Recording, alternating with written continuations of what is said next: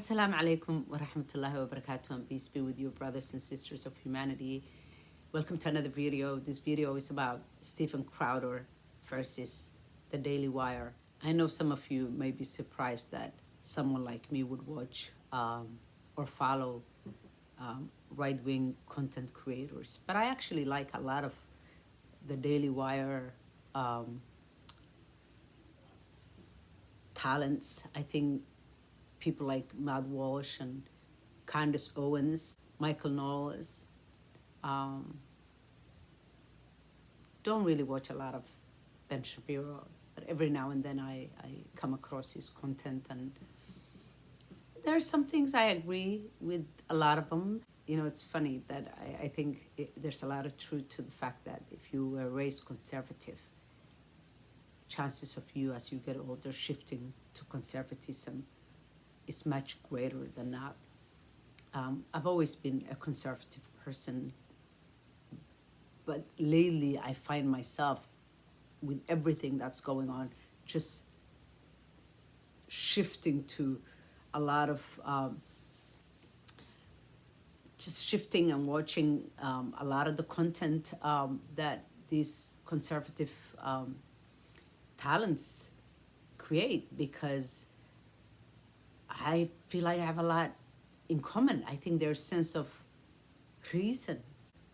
You know, there are things that unite human beings beyond religion and beyond culture, especially biology. When biology, you know, is challenged, it's like I'm a reasonable person, and I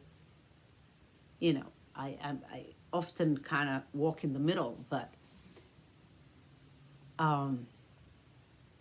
lately I can't even bring myself up to watching even CNN.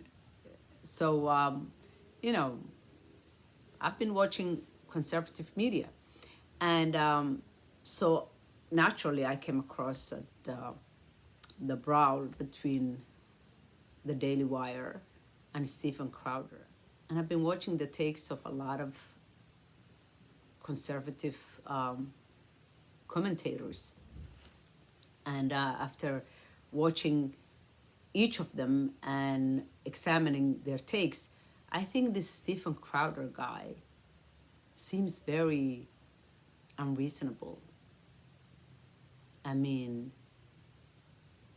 I can understand not liking the contract. Most contracts are unnerving. They just automatically make you mad and uncomfortable. But at the same time, he's a businessman,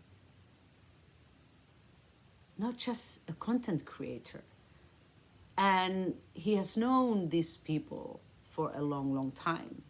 When you look at the way he come at them versus the CEO of Daily Wire, I think his name is Jeremy Boring.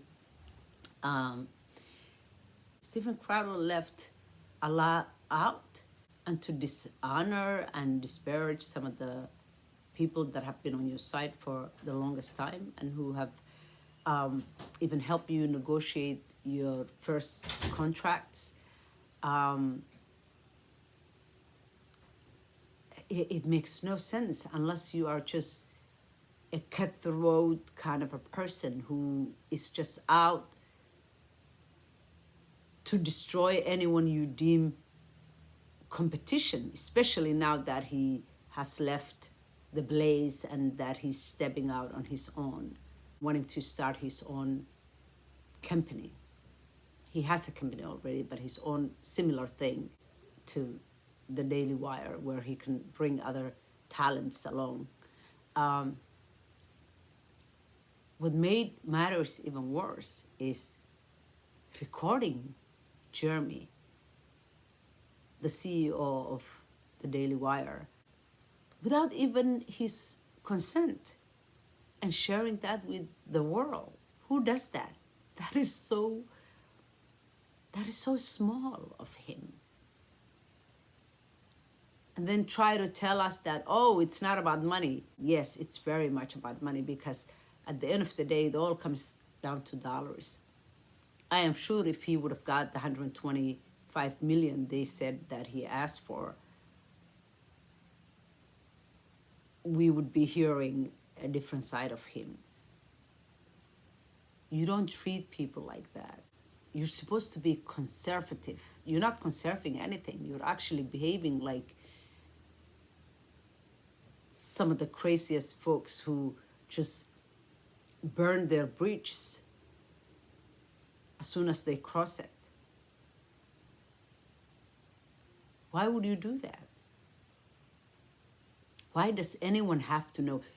There are so many ways that this guy could have talked about what's bothering him about the contract in terms of his feelings regarding companies working with big tech. But the way he went about it is so dishonorable. I feel like it's so dishonorable. No decent human being would do something like that, let alone someone who thinks they're fighting for, doing the right thing or fighting for people. Stephen seems to be fighting for himself, and he's displaying a lot of selfishness, and he seems a bit arrogant, if you ask me. I watched his last interview with Tim Pool, and he made no sense. He's saying it's not about the money, but then he throws in, I have 4 other contracts, and bunch of investors are throwing money at us. I don't know about you, but that doesn't seem like someone who's very confident. It seems like he did all of this because he was trying to get the attention of a lot of independent investors and rich folks, as well as a lot of up-and-coming young conservative content creators to join him. This is all about creating a competition for Daily Wire. But I feel like he could have done that without burning bridges, because at the end of the day, all of these people are capitalists, and especially right-wingers are always fighting for capitalism, and at the end of the day, it comes down to money more than principle. Yeah, I feel like all of this, even when you look at the Republican Party versus the Democratic Party, it's just different business models, and so they create different talking points to just walk different sides of the aisle so they can all create, following and money and power and privilege. They have to broaden the pie so all of them will get, a slice. I mean, that to me, that's what it comes down to. So I feel like he could have created a competition without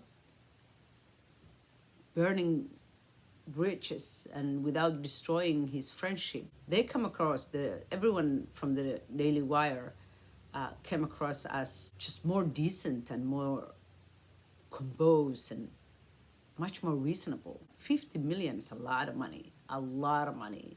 And when people love money and see that kind of money, to hell with people.